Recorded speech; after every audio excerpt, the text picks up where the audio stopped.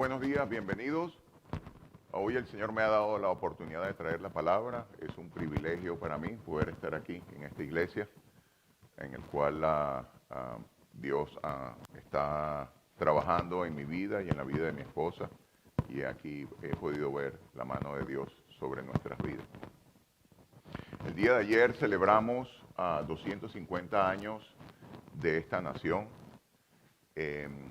Y increíble porque el día de hoy se celebra en mi tierra, yo soy de Venezuela, Caracas, Venezuela, se celebra el Día de la Independencia también. Como ustedes saben, el 24 de junio, como ustedes saben, el 24 de junio en Venezuela sucedieron 2 terremotos a las 6:30 de la tarde. Y luego, 30 segundos después, vino otro terremoto de 7.5 en la escala de Richter. Fue algo devastador. Se calcula que actualmente, hasta este momento, va a una cifra de 10.000 personas que han muerto.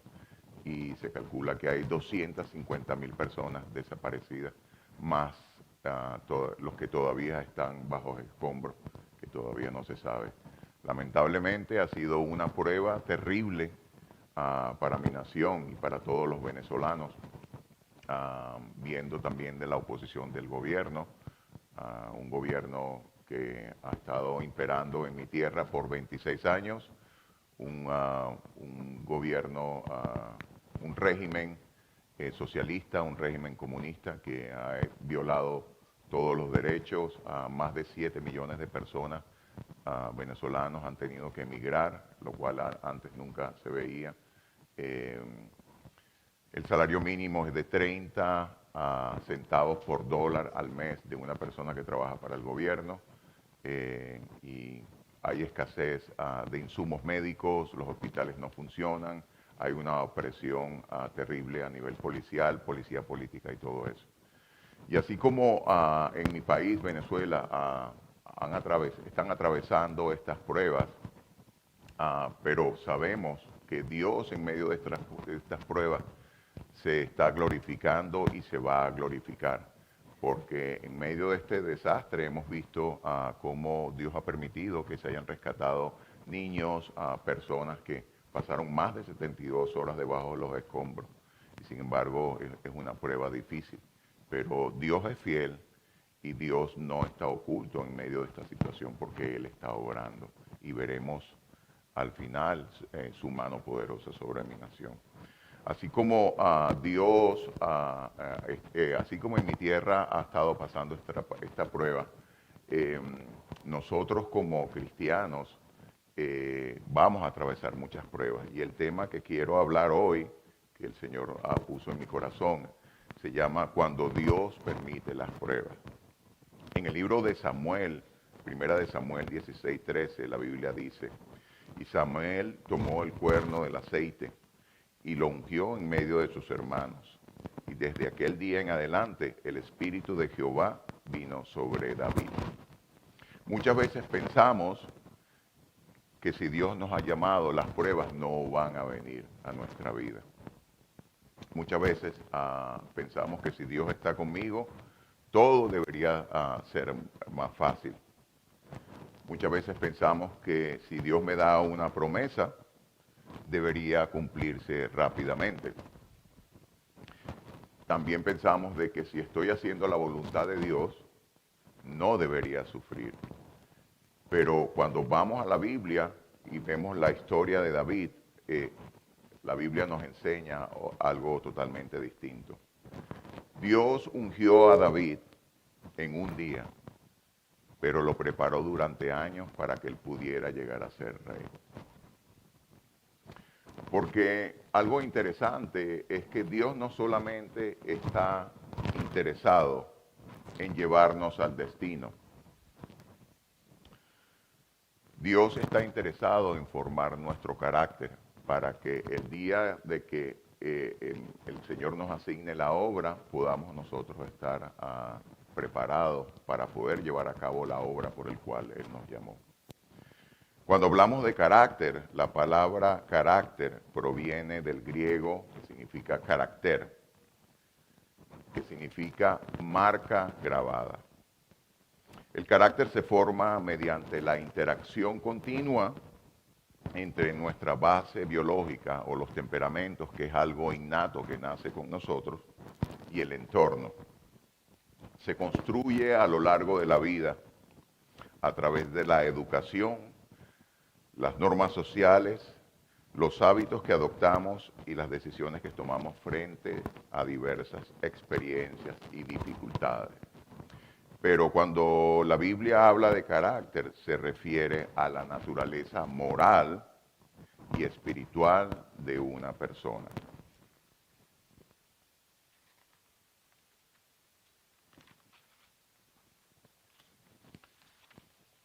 ¿Por qué Dios está interesado en formar nuestro carácter cuando nos ha llamado? Porque sabe que para el llamado para el cual Él nos escogió antes de la fundación del mundo y que quiere que seamos partícipes de su obra, es necesario que nuestro carácter esté fortalecido porque vamos a enfrentar muchísimos obstáculos. Cuando estábamos en el reino de la oscuridad,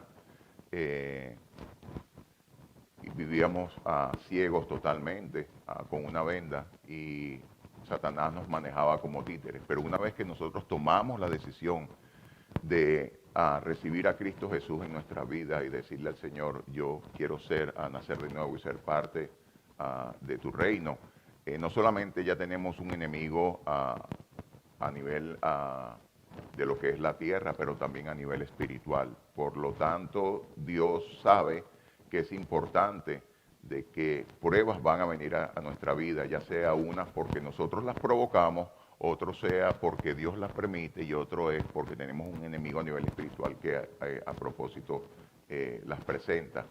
Y Dios utiliza precisamente todo ese tipo de circunstancias que vienen a nuestra vida con la finalidad de moldear nuestro carácter, para que el día que ya Él vea que estamos preparados, podamos nosotros llevar a cabo la obra por la cual el Señor nos llamó. La unción no elimina las pruebas. En 1 Samuel 16:13 dice, y Samuel tomó el cuerno del aceite y lo ungió en medio de sus hermanos. Y desde aquel día en adelante el Espíritu de Jehová vino sobre David. Se levantó luego Samuel y se volvió a Ramá. Samuel derramó el aceite sobre David. Ese día Dios estaba diciendo, este es el futuro rey. Sin embargo, después de la unción, David no fue al palacio. David volvió al campo a cuidar ovejas. Imagínense a David viniendo de un pueblo que era uno de los pueblos más pequeños en Israel. Era un pueblo que era considerado sin importancia, viniendo de una tribu que no tenía tanta importancia, y en su familia venía de una familia donde no era una familia pudiente, con posición económica alta, ni tenía influencias en el gobierno, y como cuando se presenta el profeta, el juez de Israel, Samuel, y va donde su familia y lo unge a él dijo, para él eso fue algo que lo impactó. ¿Cómo sería posible? ¿Qué pensaría él? Bueno, imagínense, me ungieron a mí, ni siquiera me escogieron. La Biblia dice que él era el último hermano, no escogieron al primogénito, sino que lo escogieron a él siendo el último hermano, el cual era rechazado por parte de su familia, lo veían menos porque su trabajo que tenía era trabajo de pastor, de cuidar las ovejas, y sin embargo como Dios lo escogió a él. Pero me imagino en el caso de David, después de haber sido ungido por el profeta, tuvo que volver a sus labores diarias. ¿Qué pensaría David? Esto no tiene sentido para mí. O sea, me ungieron con aceite para ser rey de Israel y tengo que volver aquí. Sin embargo, Dios tenía un plan. Muchas veces no entendemos los caminos de Dios, pero Dios tiene un plan y su plan siempre es perfecto. Y pudimos ver que más adelante cómo David enfrentó tareas enormes. David se enfrentó a un gigante de una nación extranjera, de un ejército poderoso y ante un enemigo poderoso, y cómo él derrotó a Goliat. Vimos también cómo fue escogido por el rey Saúl para que lo sirviera directamente al rey Saúl. Vimos también, vemos en la Biblia cómo después de él haber sido ungido fue perseguido injustamente. Y cuando habla injustamente, la Biblia nos muestra que en todo momento su corazón era un corazón dispuesto de servir al rey, de obedecer al rey. Jamás hubo en él orgullo de querer, a sabiendas de que ya había sido ungido por el profeta. Jamás en ningún momento hubo orgullo en su corazón o de repente una idea de sublevarse en contra del rey.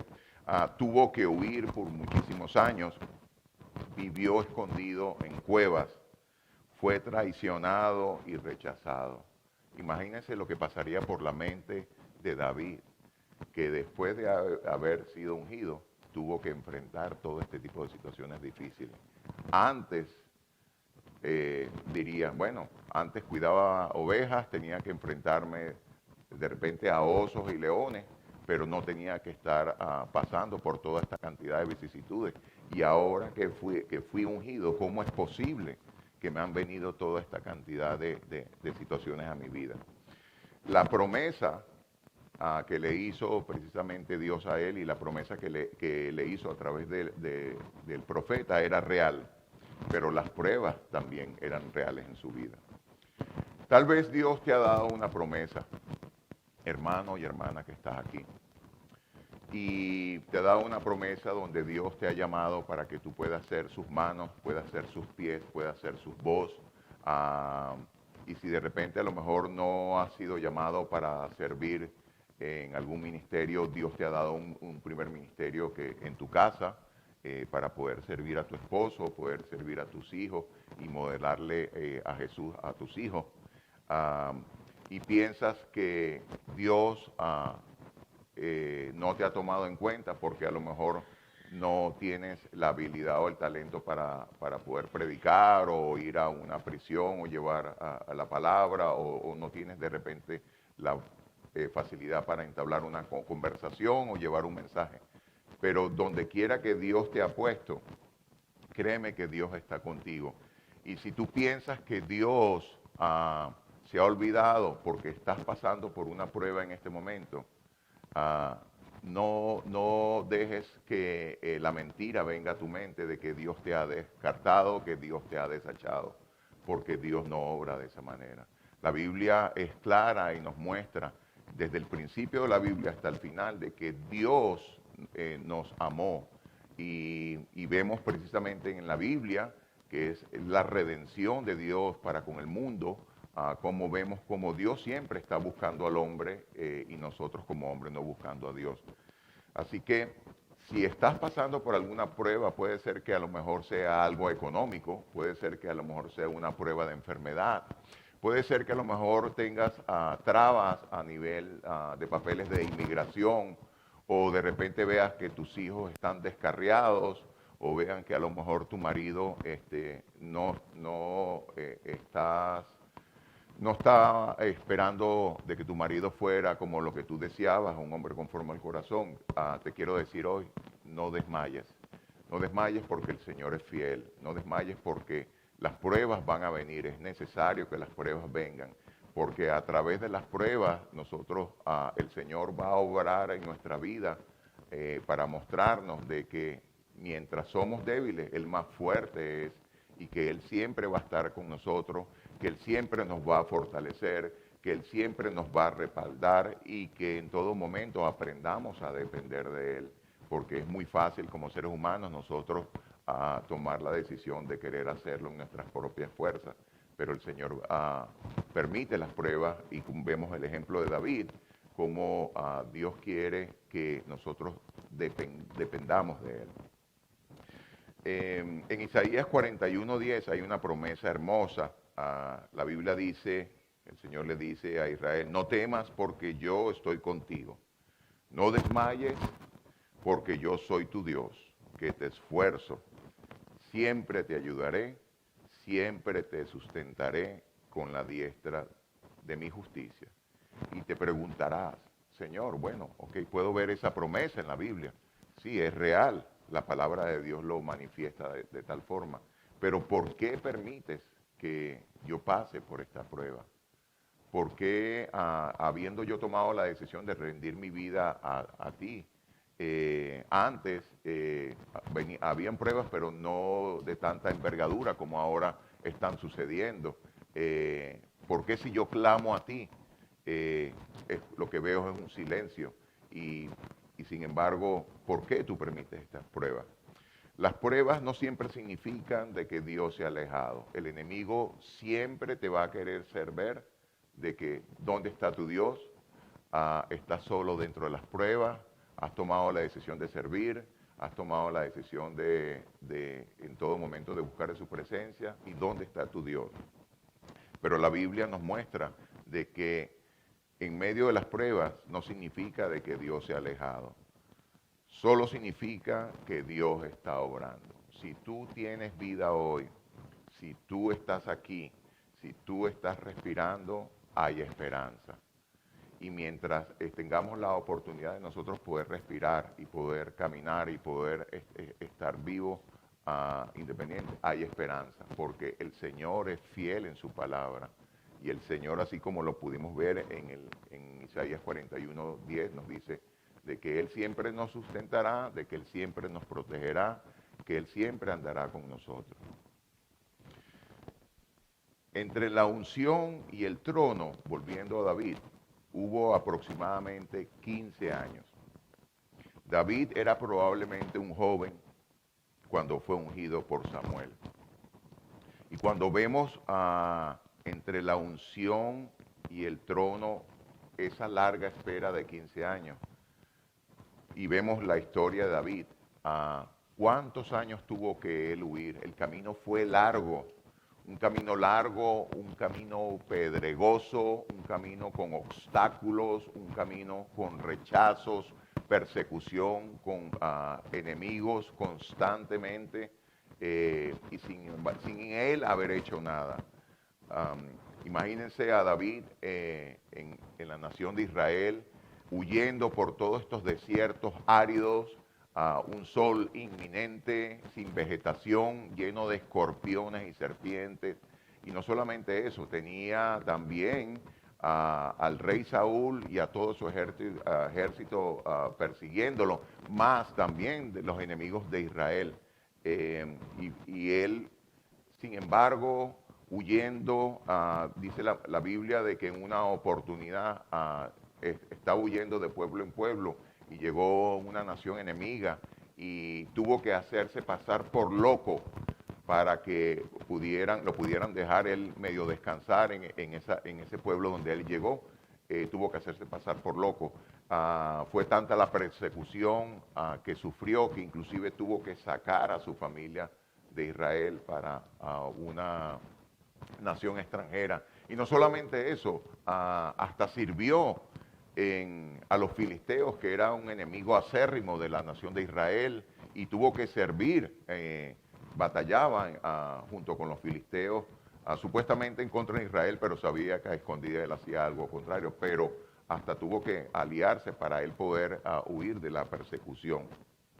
Y fueron 15 años de una zozobra constante, donde en él no había paz, no había reposo, porque por más que él quisiera quedarse en alguna población, no podía durar mucho tiempo ahí, porque el rey Saúl tenía personas que inmediatamente le avisaban acerca de que dónde se encontraba David y venían tras él. Pero según segunda de Samuel 5:4, nos dice que tenía 30 años cuando comenzó a reinar. Eso significa que pasaron aproximadamente 15 años entre la promesa y su cumplimiento. 15 años de larga espera. 15 años de esperar, 15 años de servir, 15 años de sufrir, huir, llorar, confiar. Inclusive podemos ver que durante estos 15 años, con todas estas pruebas que él pasó, él nunca tomó la justicia en sus manos. Él nunca, en todo momento, estuvo dispuesto a servir porque honraba a Dios. Eh, en esos 15 años fueron muchas las noches las cuales él lloraba, pero también aprendió a confiar en Jehová, el Rey de Reyes, el Rey del Universo. Aprendió a confiar en él porque él, una de las cualidades que podemos ver acerca de David, es que era que él conocía quién era Dios. Él sabía que Dios era fiel. Él sabía que Dios, si le había dado una promesa, se iba a cumplir. La promesa se iba a cumplir. Aunque, sin embargo, en su mente había momentos de duda y muchísimas preguntas, pero sin embargo él confiaba en Dios y conocía a Dios, que es algo sumamente importante. Porque podemos ver que hay muchísimas personas que conocen acerca de Dios, pero no conocen a Dios. Son dos cosas totalmente distintas. ¿Y qué sucede? De que si nosotros podemos estudiar la Biblia, leer la Biblia, podemos aplicarla a nuestra vida, pero no tenemos una relación diaria con el Señor. Cuando vengan las pruebas, cuando vengan las vicisitudes, las tormentas, los gigantes, porque van a venir, entonces nosotros vamos a perecer y vamos a buscar otras soluciones totalmente diferentes a lo que Dios quiere. Pero nosotros podemos ver el ejemplo de David, cómo él, independientemente de lo que él estaba pasando, él confiaba en el Señor, porque él tenía una relación diaria con el Señor. Y es algo, mis hermanos y hermanas, que tenemos que nosotros tener presente y que tenemos que hacerlo de nuestra prioridad en nuestra vida. Nuestra relación con el Señor tiene que ser algo, lo número uno. El primer y más grande mandamiento, esta mañana lo estuvimos estudiando, dice que amarás al Señor tu Dios con todo tu corazón, con toda tu alma y con toda tu mente. No pueden haber dos reyes en un reino. O es el Señor o somos nosotros.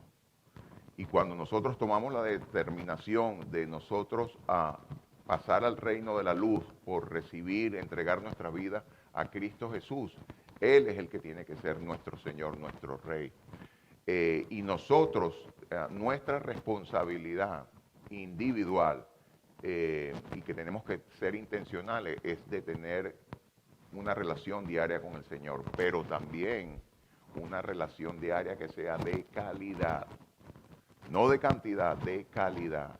Porque cuando vengan las pruebas, entonces nosotros vamos a poder confiar, saber que nuestro Dios es fiel, saber que Dios en medio de las pruebas se ha manifestado, lo hemos conocido por experiencia, y de que no hay nada en este mundo que pueda venir a robarnos la certeza de saber de que Él es fiel y de que Él está con nosotros y de que independientemente de lo que venga, Él nunca nos va a desamparar ni nunca nos va a descuidar.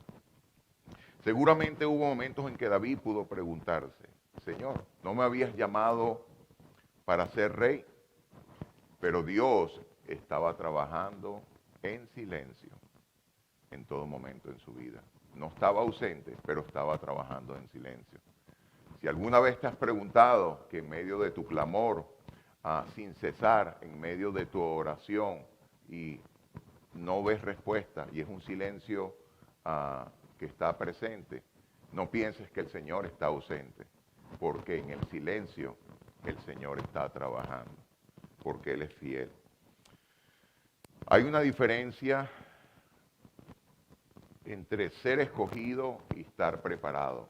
Muchos queremos ser escogidos, pero muchas veces no queremos pasar el proceso para poder ser preparados y para llevar a cabo la obra por la cual Dios nos llamó a cada uno de nosotros. Y es algo normal como seres humanos de que nadie quiere pasar pruebas, porque el que me diga que quiere pasar pruebas, bueno, gloria a Dios por esa persona, pero yo por lo menos no. David nos señala hacia alguien mucho más grande, Jesús. David fue un rey escogido por Dios, pero los siglos después vino el verdadero rey, Jesús. Y si alguien conoció las pruebas, fue nuestro Señor Jesús. Cuando Jesús fue bautizado, el Padre le dijo, este es mi Hijo amado. Pero el ser el Hijo amado no lo libró del sufrimiento.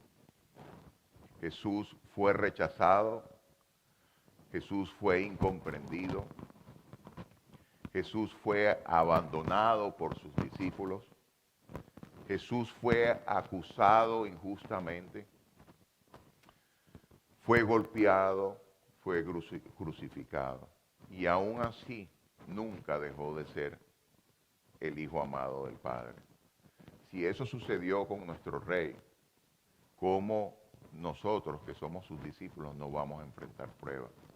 Jesús fue claro en su palabra cuando dice, el que quiere ser mi discípulo, niéguese a sí mismo, cargue su cruz y sígame.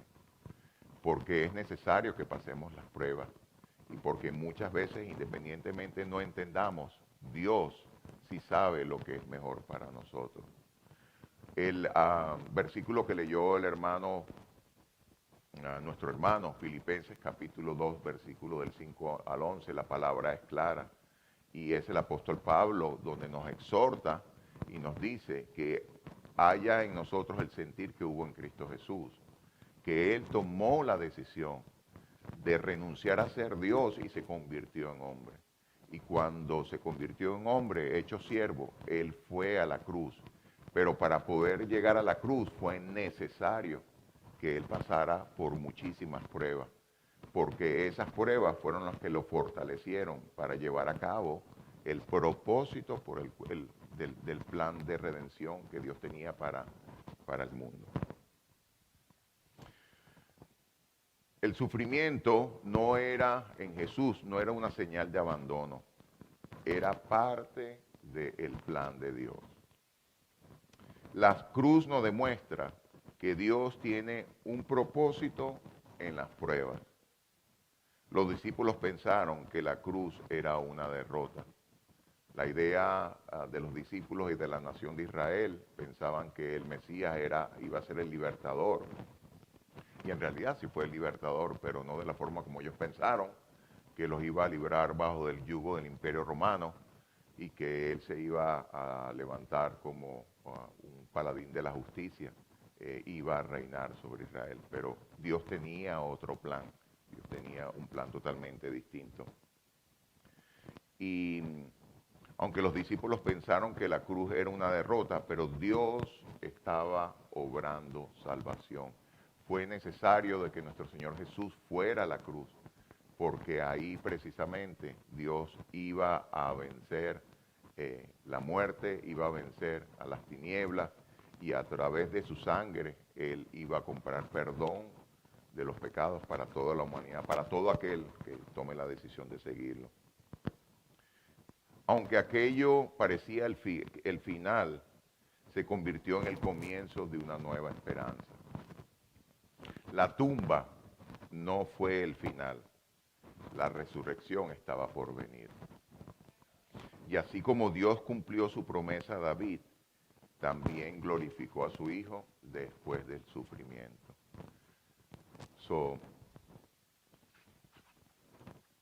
En el libro de Hebreos, capítulo 12, versículo 2, la palabra de Dios dice así: puesto los ojos en Jesús, el autor y consumador de la fe, el cual por el gozo puesto delante de él, sufrió la cruz, menospreciando el oprobio, y se sentó a la diestra del trono de Dios. Quizás alguno hoy aquí esté viviendo entre la unción y el trono, entre la promesa y su cumplimiento. Tal vez están pasando por una enfermedad, una pérdida familiar, problemas familiares, dificultades económicas o una prueba que nadie conoce, pero el Señor sí conoce. Y se preguntan, Señor, ¿por qué permites esto? Mira David, 15 años después, Dios cumplió su palabra. Pero sobre todo, mira a Jesús. Si lo hizo con David y lo hizo con Jesús, también lo va a hacer con nosotros. Porque, ¿sabes qué? Jesús entiende nuestras lágrimas. Jesús conoce nuestro dolor. Jesús conoce la espera. Jesús conoce el sufrimiento. Y si el Padre no abandonó a David, ni abandonó a Jesús en la tumba, tampoco te abandonará a ti. Algo muy, muy importante, hermanos, es que tengamos en cuenta que, como dice la palabra, siempre enfoquemos nuestros ojos no en la circunstancia y no en la prueba, sino precisamente en Cristo Jesús, que Él, la Biblia dice, de que Él pasó la prueba, y pasó la prueba a pesar de que fue sumamente duro, porque sabía lo que iba a venir, que era la redención del mundo, la redención de cada uno de nosotros. Entre la unción y el trono hubo una cueva. Entre la cruz y la gloria hubo una tumba. Pero Dios siempre tiene un propósito en el proceso. Las pruebas no cancelan las promesas. La cueva no es el destino final. La cruz no fue el final de Jesús. Y la prueba que hoy estás viviendo tampoco tiene la última palabra. Porque el que tiene la última palabra es nuestro Dios. Y para Él no hay nada imposible. La última palabra siempre la tiene Él. Si hay algo que quiero que te lleves hoy, es que entiendas que no estás solo. Que en medio de tu situación, sea cual sea la cual tú estés enfrentando, siempre pon tus ojos en la cruz. Pon tus ojos en el sacrificio, en lo que Jesús hizo por nosotros y que sin merecernos nos da la oportunidad a que nosotros nos acerquemos a Él en todo momento y que le entreguemos nuestras cargas. En el libro de Mateo, capítulo 11, versículo del 28 al 30, Jesús nos dice que vengan a mí todos aquellos que están cargados y trabajados, y yo los haré descansar. Eso es una promesa que aparece en la palabra de Dios. Y es importante de que siempre seamos intencional en estudiar, leer, estudiar, meditar en la palabra de Dios y cómo la aplicamos en nuestra vida, para que precisamente cuando vengan las mentiras de Satanás y las pruebas a nuestra vida, nosotros podamos recordarnos y meditar en las promesas que están en las palabras de Dios. Y si Él lo dice, de que vayamos a Él, independientemente como estemos, rotos, sucios, con cualquier condición, y que le entreguemos nuestras cargas, es porque Él sabe todo lo que significa vivir en este mundo, porque Él renunció a ser Dios y se convirtió en hombre. Y cuando estuvo como hombre, Él padeció. Y no solamente padeció rechazo, padeció sufrimiento, padeció tortura, sino que también hasta tentaciones sufrió.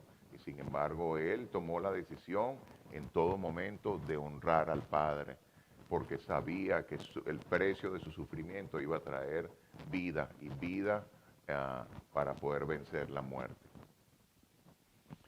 Quizás has pensado que Dios te olvidó. Perdón. Quizás te has cansado de esperar. Quizás estés pasando por una prueba que no entiendes. Pero no desmayes. No desmayes porque el Señor es fiel. No desmayes porque Él sabe todo lo que nosotros estamos pasando, y que Él siempre quiere estar presente en nuestra vida, y que nuestra actitud cuando vayamos a Él sea una actitud de clamar a Él y de pedirle que Él intervenga en nuestras vidas, de dejarlo que Él intervenga en nuestra vida y nosotros poder entregarle las cargas.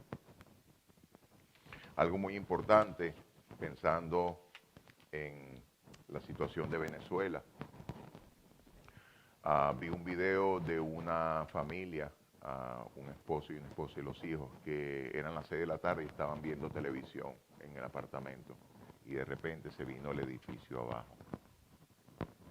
Muchas veces pensamos que a nosotros nada nos puede suceder, pero viendo esa experiencia, porque inclusive el padre, estando bajo los escombros, él filmó y pedía ayuda, y su esposa estaba en algún otro lado que no se podía ver, y como él ya estaba, se había resignado, y ella le dice a él que iban a salir de esto.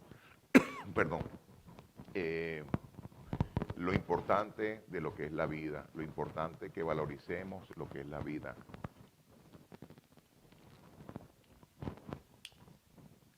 La importancia de aprovechar el tiempo. Hermanos y hermanas, cada segundo que tenemos es un segundo que se va y no lo podemos recuperar, porque no hay nada en este mundo que nos permita comprar el tiempo. Puede ser que a lo mejor tú tengas mucho dinero, posición económica, bienes materiales, influencias en el gobierno,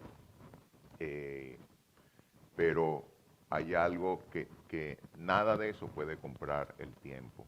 Y el tiempo es un regalo de Dios, es algo valioso que el Señor nos ha dado. La pregunta es, ¿en qué estamos invirtiendo nuestro tiempo? Cuando nosotros tenemos la oportunidad de poder compartir con nuestras familias, con nuestros hijos, con nuestros nietos, para nosotros como hombres, con nuestras esposas, aprovechemos el tiempo. Y si tú hoy aquí estás por primera vez, y si tú nunca habías escuchado acerca del Evangelio de Cristo Jesús, quiero que sepas que no es casualidad que tú estás aquí hoy. No es por casualidad. En Dios no hay casualidad. Dios ha preparado este día para que tú escuches acerca de este tema, que es un tema que es real. Pero Dios quiere darte una oportunidad. La palabra de Dios dice que es importante de que cada uno nazcamos de nuevo para nosotros poder ver para nosotros poder precisamente cuando nos vayamos de este plano terrenal podamos ir a la presencia de Dios. La Biblia habla de que hay dos sitios eternos, uno con la presencia de Dios y otro fuera de la presencia de Dios. Pero la Biblia habla en el libro de Juan, capítulo 3, versículo 16, y estas son las buenas noticias, de que Dios amó tanto al mundo que entregó su único hijo, para que todo aquel que tome la decisión de creer en Él, cuando nos vayamos de este mundo, vayamos a la presencia de Él, no nos perdamos, mas tenga vida eterna. Tú me puedes decir, bueno, yo te podría decir, si una persona estuviera en un hospital y le dicen que tiene un cáncer terminal, y el médico de repente viene y le dice, tengo buenas noticias, tu cáncer se ha ido, eso sería una excelente noticia. Si una persona que por ejemplo, me sucede mucho cuando voy a las cárceles, están presos y de repente llega el guardia y le dice, recoge que te vas, eso sería una excelente noticia para ellos. Pero la Biblia nos habla de las buenas noticias en Juan 3:16, que es del amor del Padre para la humanidad, para que todo aquel que tome la decisión de rendir su vida a Cristo Jesús y de creer y de confesar con su boca de que Jesús murió en la cruz por nosotros, el día que nos vayamos, vayamos a la presencia de Él. ¿Y por qué Dios precisamente quiere esto? Porque Dios nos ama. No importa cuál sea tu condición o lo que hayas hecho, el Señor te perdona si tú tomas la decisión de abrir tu corazón a Él. La Biblia es clara y dice de que si tú confiesas con tu boca y crees con tu corazón de que Jesús murió en la cruz, fue sepultado y resucitó de los muertos, serás salvo, porque con la boca se confiesa para salvación, pero con el corazón cree para justicia. Hoy es un día que no es de casualidad, es un día que Dios ha preparado. Y si tú en tu caso ha entrado molestia o ha sucedido algo en tu vida que te ha distanciado entre tú y el Señor y quieres reconciliarte hoy, es una excelente oportunidad para poder reconciliarnos con el Señor y entender que si han venido pruebas duras a tu vida y que te han afectado y que te han marcado, no significa de que Dios te haya rechazado o de que Dios te haya eliminado o que Dios te haya castigado, sino que Dios permite las pruebas con un propósito eterno que no muchas veces entendemos. La pregunta es, ¿en qué estamos invirtiendo nuestro tiempo? ¿En algo temporal o a algo eterno, porque lo temporal se va, pero lo eterno permanece y es lo que el Señor quiere. Si tú estás aquí por primera vez hoy y tú quieres tomar la decisión de recibir al Señor Jesús como Señor y Salvador, simplemente cierra tus ojos y repite conmigo. Yo te voy a guiar en una oración, pero eso es algo muy individual entre tu persona y el Señor. Yo simplemente no soy nadie, soy un discípulo del Señor que también me dio la oportunidad. Repite conmigo: Señor Jesús, yo creo de que tú, Señor, moriste en la cruz por mí, de que tú derramaste tu sangre y de que tú fuiste sepultado y al tercer día fuiste resucitado. Yo reconozco hoy, Señor, que necesito de ti y me arrepiento de todos mis pecados y necesito tu ayuda, Señor. Padre Celestial, te doy gracias por la vida de tu Hijo Jesús. Gracias por su sacrificio. Gracias por darme la oportunidad de escuchar las buenas noticias. Yo te recibo hoy y te doy gracias, Señor. Y todo esto te lo pido en el nombre de Jesús.